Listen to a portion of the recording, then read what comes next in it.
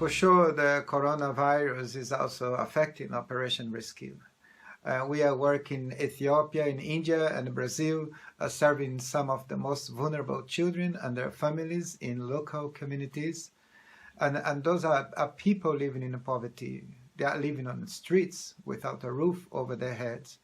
So the parents who were able to get a job, they were daily workers who barely are making enough money to feed their children every day. And now with the coronavirus, the cities are shut down. In Ethiopia and in India, for example, the local stores and business, they were closed. So the parents have lost their job, which means they don't have enough money to buy food for the next meal. It's really a situation of emergency right now.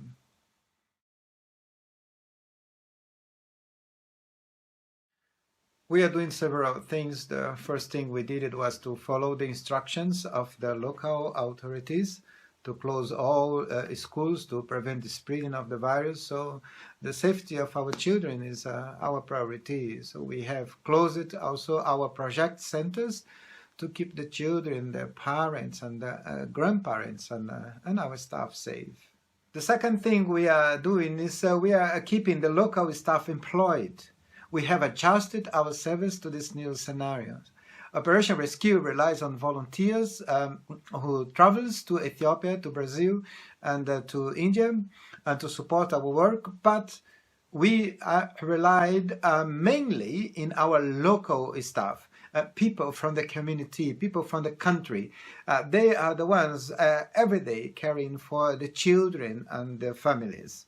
Right now, with the pandemic and the closing of our center, our staff, they are there. They are there supporting the families with their basic needs, such as food, instructions on how to prevent the transmission of the virus, and emotional and spiritual counseling, and etc. And the third thing, and the most important thing that we are doing right now, which is the COVID-19 emergency response campaign. As I say, the parents have lost their job, so they have no money to get food. They have no other small daily jobs and no other employment possibilities. And this is the other side of the corona crisis. The hunger that has gone worst in those poor communities.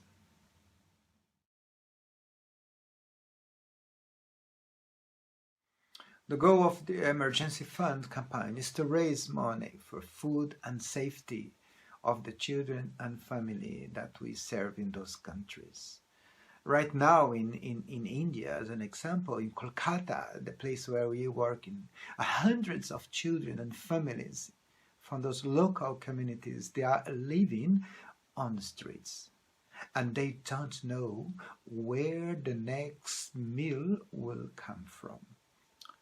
It may be hard to imagine, but as I talk to you right now, children are sleeping on the streets in Kolkata in India. I was there many times. And when they wake up, there'll be no breakfast. Grandparents will wake up without clean water to drink or to wash their hands. But for people with money, they can just go to the store and buy as much food as they can and store and keep stock up in their homes. Access to food these times has become even more difficult in this crisis. Jobs were lost and food are scarce.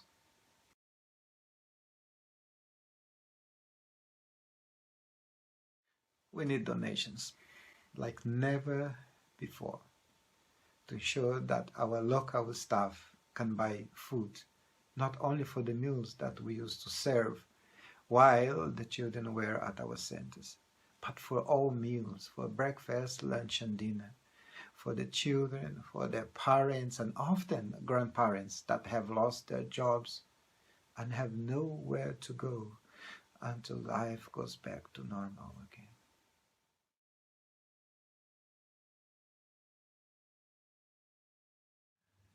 Times of crisis like this can turn into opportunities for you and I to show love, compassion, and generosity. Let's keep the health of our loved ones in mind, and let's enlarge our thoughts and our hearts for the greater family that we belong to, the family of God, who created each and every one of us. Let's care for each and every one of us. Make your donation today. Thank you very much. God bless you.